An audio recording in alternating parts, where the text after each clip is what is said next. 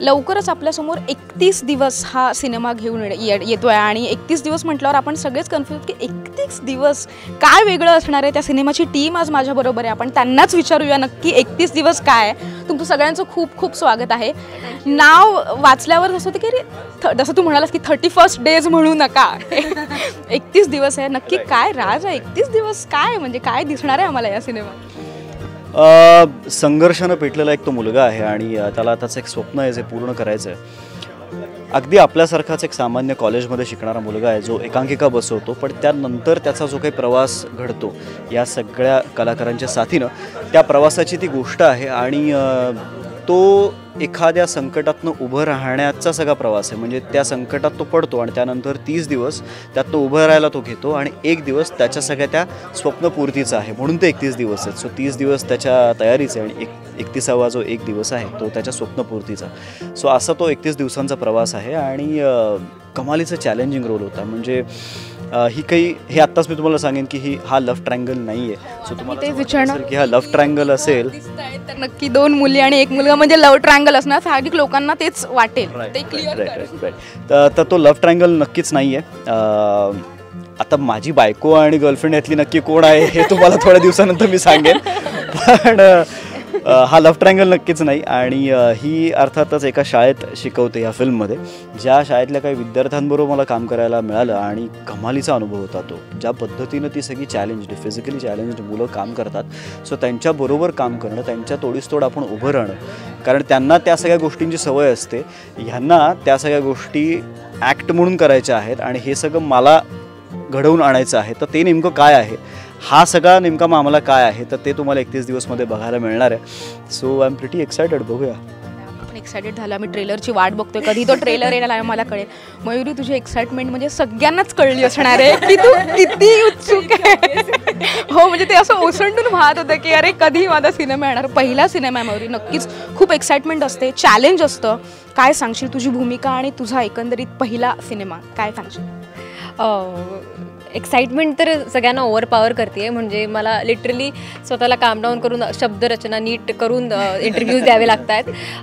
कारण हो, आपण स्वतःला एका वेगळ्या रोलमध्ये बघणं आणि ते इतक्या चांगल्या पद्धतीने प्रेझेंट होणं हे प्रत्येक कलाकाराचं स्वप्न असतं. आणि त्यात तो रोल जर चॅलेंजिंग असेल, तुम्हाला खूप रिफ्रेशिंग अशी कास्ट असेल, तर तो एंटायर प्रोसेस खूप एन्जॉयबल होतो. सो कधी कधी होतं असं की तुम्हाला काही गोष्टी आवडतात, काही नाही आवडत. तू मग अशी विचारलं काय आहे या फिल्ममध्ये, मी म्हणेन काय नाही आहे. एक्सिलंट ॲक्शन सिक्वेन्स आहेत, परत रोमॅन्टिक, तुम्ही आता ते गाणं पाहिलंच.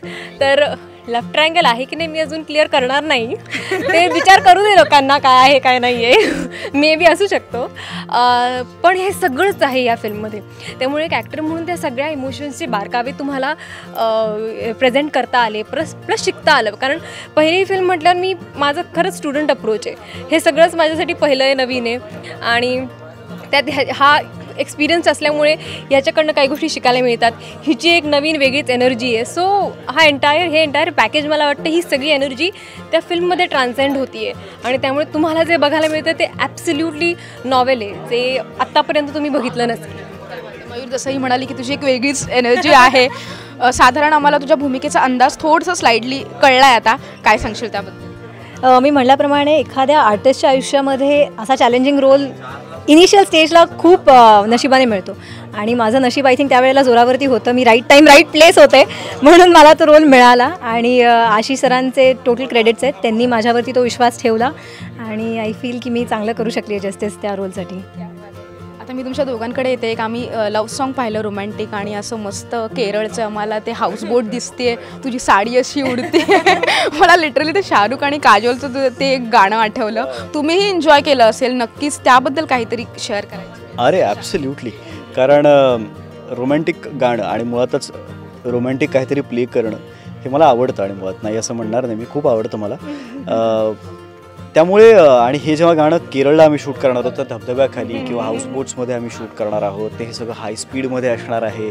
सो अनिकेत सरांनी इतकं छान ते शूट केलं आहे हे सगळं तुमच्या आजूबाजूला असताना पहिल्यांदा तर खरं दडपण येतं की तुम्हाला तिथपर्यंत घेऊन चालले, तुम्हाला डान्सही करायचा आहे, तुम्हाला लिपसिंक करायचं आहे, तुम्हाला शूट करायला इतकाच वेळ असणार आहे, सण इतक्या वाजता खाली जाणार आहे, सो हे सगळ्या ह्याच्यात तुम्हाला करायचं आहे. जेव्हा तुम्ही अत्यंत नॉन डान्सर असता तेव्हा ते खरं तर वेगळं दडपण असतं.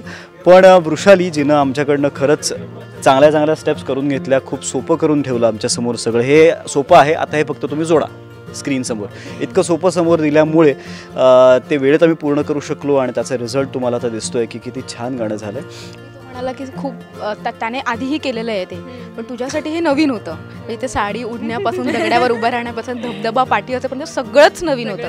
तुझा एक्सपिरियन्स कसा होता? कसं ना, ह्याचं ट्रेनिंग लहानपणापासून शाहरुख खानने दिलेलं आहे. त्याने इतकी अशी गाणी असंख्य केली आहेत आणि मी शाहरुखची मोठी फॅन आहे, त्यामुळे हे सगळं बघितलं होतं. त्यामुळे करताना बापरे, हे तिने केलं ते आपण करतोय तशा पोजेस. सो एक खूप थ्रिलिंग एक्सपिरियन्स होता हा सगळा.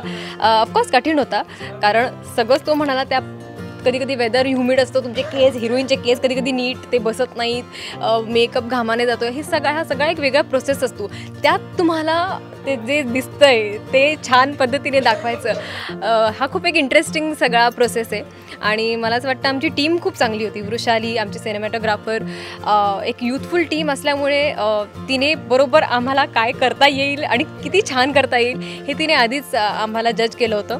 सो फार सुंदर पद्धतीने तिने ते आमच्याकडनं करून घेतलं.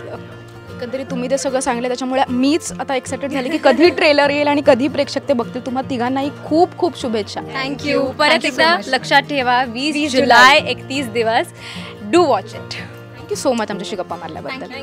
कॅमेरा पर्सन मंजुनासह शुभांगी साळवे, चिलॅक्स.